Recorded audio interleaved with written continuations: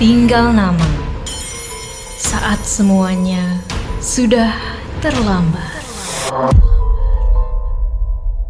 Walau konten audio berdasarkan kisah nyata, beberapa adegan, tokoh, dan kejadian telah dimodifikasi untuk menambah unsur dramatis.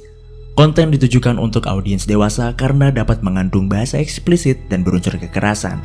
Kebijakan pendengar sangat disarankan.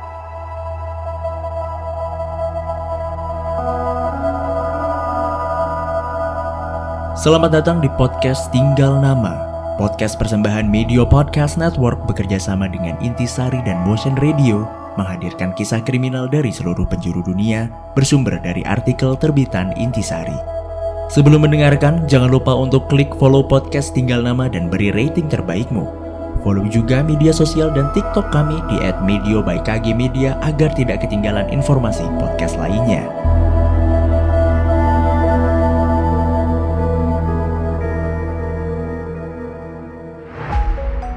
Kisah kali ini menceritakan seorang istri bernama Laura Cahill yang menemukan mayat suaminya.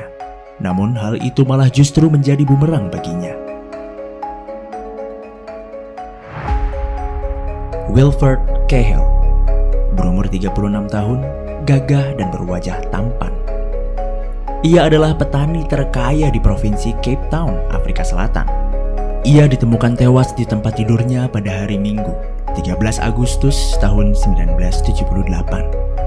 Adalah istrinya, Laura, seorang wanita rupawan berusia 32 tahun yang pertama kali menemukannya. Laura heran karena suaminya tak juga muncul pada saat sarapan. Menurut tradisi, suami istri Cahill tidak berbagi tempat tidur. Mereka mempunyai kamar sendiri-sendiri.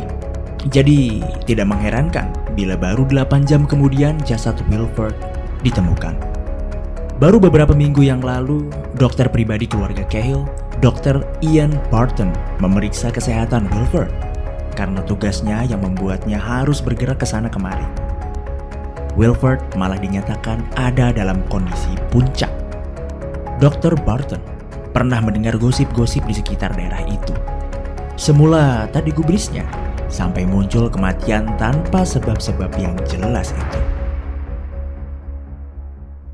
Maaf sekali Nyonya Cahill, tapi saya tidak mungkin mengeluarkan sertifikat kematian suamimu. Saya sarankan untuk menghubungi kantor pemeriksaan mayat di Cape Town. Jadi, kamu tak perlu melibatkan polisi sekarang. Kalau memeriksa mayat, ya otomatis polisi akan dipanggil dong. Dari kantor pemeriksaan mayat Cape Town, datang Dr. Peter Drysdale untuk memeriksa mayat. Nyonya Cahill, ini harus dilakukan autopsi segera. Dari pihak Cape Town Police Department of Criminal Investigation, datang Inspektur Brian Harrison dan Sersan Detektif Morton Bagley. Bagaimana kesimpulannya? Apa yang menyebabkan kematian korban? Saya memperkirakan Wilford mati diracun. Hah? Racun? Masa? Detektif Bagley, tolong deh, kamu datangkan bantuan dari kantor polisi. Oke, siap.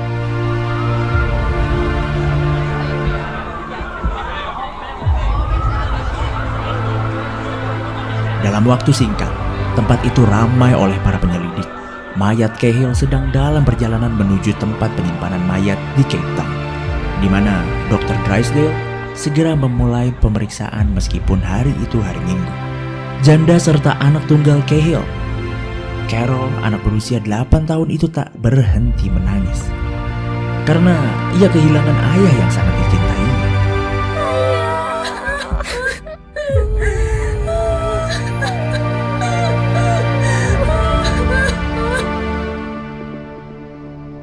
Air mata Laura pun pahit dan murni.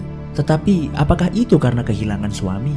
Atau karena sebab lain yang sulit dijelaskan? Para penyelidik sengaja mereka-reka beberapa hal yang bisa memancing tangis setiap janda. Para penyelidik itu mula-mula mengambil botol bir kosong dari peti di gudang dapur yang menurut laporan laboratorium kepolisian jelas mengandung strychnine.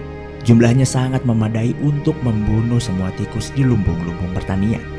Ketika menggeledah kamar Laura, mereka menemukan sebundel surat yang menimbulkan kecurigaan. Ternyata surat-surat itu memang diperuntukkan bagi kekasihnya. Semuanya diawali dengan beloved, sweetheart, dearest darling, dan nama-nama panggilan kesayangan lain. Sayang sekali, tak ada petunjuk kepada siapa surat-surat itu dialamatkan. Ini surat dari siapa? Atau buat siapa? Surat-surat saya tulis, ditujukan buat kekasih yang cuma ada di dalam hayalan saya aja kok. Orangnya sendiri juga belum pernah dan gak akan pernah ada.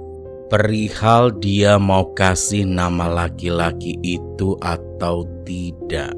Kalau mereka sering kontak-kontakan di daerah sekitar ini, pasti para pegawai dan pembantu pertanian akan tahu siapa laki-laki itu. Gak bakalan mungkin ia bisa tetap merahasiakannya. Inspektur benar. Buster Giggins, berumur 44 tahun, penanggung jawab mekanik untuk pemeliharaan mesin-mesin pertanian, melapor telah melihat secara kebetulan majikannya sedang bersama-sama kekasihnya beberapa kali. Dia mengatakan kelihatannya mencurigakan. Saya agak melaporkan karena tingkah lakunya Nyonya Cahill bukan urusan dia. Karena dia di sini dibayar untuk memperbaiki mesin-mesin pertanian saja. Dan Melanie Ngomo, berusia 16 tahun, pembantu berkulit hitam yang mengatur tempat tidur dan pekerjaan rumah tangga lain di gedung utama yang ditinggali keluarga Cahill, juga diam tentang skandal Nyanya. Dia akan dicaci maki kalau menyebarkan rahasia ini. Seorang manajer pertanian bertubuh menarik berusia sekitar 30 tahun mulai bekerja pada Cahill pada bulan Mei 1974. Dennis Hudson yang punya gelar dalam pengelolaan pertanian datang ke Cape Town dari Johannesburg. Ia pandai dan meyakinkan. Tidak hanya itu, ia datang sebagai bujangan dan di situ sukses besar dalam bidang percintaan.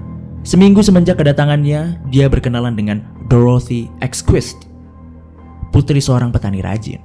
Mereka bertemu dalam sebuah pesta dansa. Dorothy Exquist dikaruniai kecantikan yang mencenangkan dengan rambut yang pirang, wajah kekanak-kanakan, lembut seperti bintang film kanak-kanak serta tubuh yang indah. Ia gadis tercantik di daerah pertanian itu. Dennis gak mau membuang waktu. Mereka segera menikah pada bulan Agustus tahun itu juga. Pasangan ini mendiami sebuah rumah anggun kecil yang letaknya 1/4 mil dari gedung utama. Setahun kemudian lahir Cynthia, putri mereka yang kini usianya sudah 5 tahun dan sangat mirip ibunya. Semua itu membuat inspektur bersedih. Apalagi sebetulnya yang kurang? Jawabannya adalah istri majikannya, atau juga pertaniannya. Laura Cahill adalah satu-satunya pewaris harta suaminya. Setelah Wilford meninggal, sekarang semua menjadi miliknya. Kalau dia mau menikah lagi, bisa jadi hak milik itu berpindah ke tangan suami barunya. Laura sendiri cantik, perpaduan yang amat menggoda. Kalau dipikir-pikir, Laura tidak mempunyai motif yang kuat. Otomatis dia pewaris tunggal kekayaan Wilford dan bisa memperoleh kepuasan seks apapun dari Dennis Hudson. Kematian suami tak memberikan keuntungan lebih apa-apa. Anda tak bermaksud menahan Nyonya Cahill sama sekali? Oh, tentu. Jelas Hudson yang menghasutnya. Kemungkinan besar dialah yang memasukkan stringin ke dalam botol bir. Dan dengan persetujuan serta sepengetahuan Nyonya Cahill. Lebih dari itu, kita harus bisa menahan Nyonya Cahill dengan tuduhan berkomplot menjalankan pembunuhan. Kita lihat saja nanti. Ketika disodori berbagai pertanyaan dalam ruang terpisah di kantor polisi Cape Town, Dennis Hudson dan Laura menyangkal keras tuduhan mereka terlibat dalam peristiwa pembunuhan Cahill. Hah? Kenapa bobo saya? Saya nggak ada sangkut pautnya dengan Laura, apalagi pembunuhan. Iya, saya aja gak kenal. Saya tuh sayang ya sama suami saya. Gak mungkin lah saya main hati sama pria lain. Yakin, saya sudah ada bukti kalau Anda berdua memiliki hubungan spesial. Dan saksi mata kami juga sudah mengetahui soal hubungan kalian. Ketika dihadapkannya pada pertanyaan pembantu dan para pegawai mereka, Oke. Hah? Kalian ini berani-beraninya ya sama saya? Kamu itu cuma pembantu dan pegawai saya. Berani ya kamu? Nyonya Cahill, Anda masih nggak mau mengaku? Oke. Kita memang udah berhubungan sejak September 77. Saat itu Cynthia emang terkena penyakit campak. Terus ibunya panik dan nyuruh Dennis memanggil Dr. Barton pukul 10 malam. Karena di rumahnya Hudson gak ada pesawat telepon, dia pergi meminjamkan ke gedung utama. Di mana saya ketemu sama Dennis sendiri dan Wilford Cahill pergi menghadiri konferensi pertanian dan rencananya akan pulang sehari sesudahnya. Sebelumnya, Laura Cahill mengaku pada Dorothy Hudson bahwa ia adalah seorang istri yang disia-siakan suaminya. Kemudian Laura menceritakan hal yang sama pada saat Dennis datang. Bedanya, kali ini Laura berharap Dennis mau melakukan sesuatu. Wilford sibuk dengan urusan pertanian dan saat tiba di rumah sudah larut malam dalam keadaan letih. Minum 2 botol bir dan tidur lelap. Kebiasaan itu mengusik Laura setiap hari. Pada malam itu, Dennis Hudson tidak bisa pulang dengan alasan, Maaf, aku tidak bisa menemukan Dr. Barton di mana-mana. barulah keesokan paginya dia menelpon dokter tersebut yang segera datang. Sejak malam itu, hampir setiap hari, Hudson datang ke gedung utama untuk menyenangkan Laura di sore hari. Dan inspektur berharap segera ada pengakuan. Namun sayangnya, Dennis Hudson mengaku tak terlibat sedikit pun dalam kasus kematian Wilford Cahill. Dennis bersumpah tak pernah ada ide untuk menikah, apalagi ia merasa Wilford menentang hubungan mereka.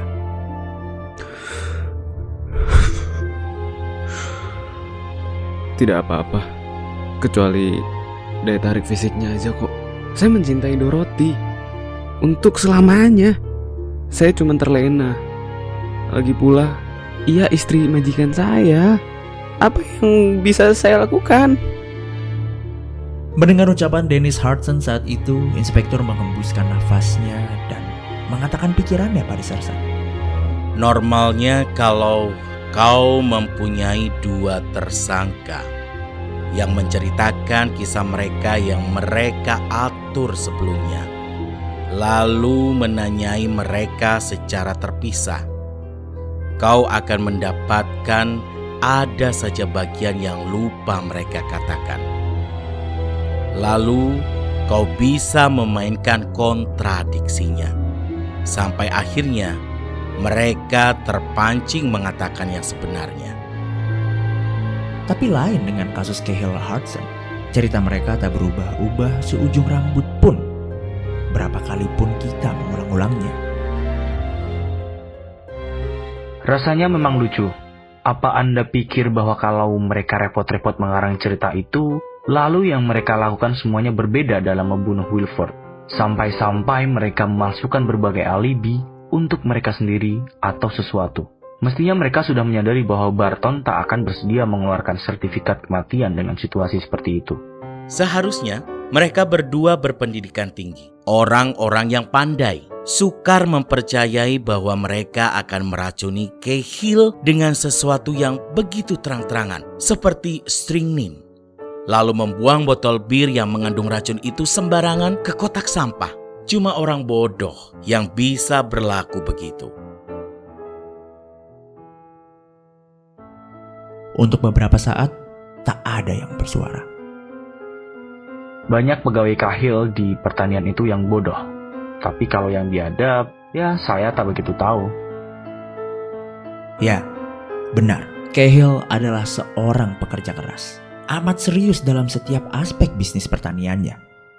Tak mudah orang bekerja dengannya. Dia baik hati dan logis terhadap pimpinan umumnya. Tetapi juga banyak menuntut dari pekerjanya. Bahkan Buster Diggins tak bekerja secepat dan sekeras yang diinginkannya. Di samping itu, menurut catatan yang ada tentang Diggins pernah 2 kali diskors karena memukul pegawainya dengan temperamen kejam dan reputasinya seperti terpendam. Motifnya masuk akal kalau dia tega meracuni majikannya. Dia pun tak akan sulit menyelinap masuk ke dapur di gedung utama tanpa terlihat. Bagaimana kisah selanjutnya? Apakah pelaku dari kematian Wilford Cahill bisa terungkap? Nantikan kelanjutannya di episode Tinggal Nama berikutnya.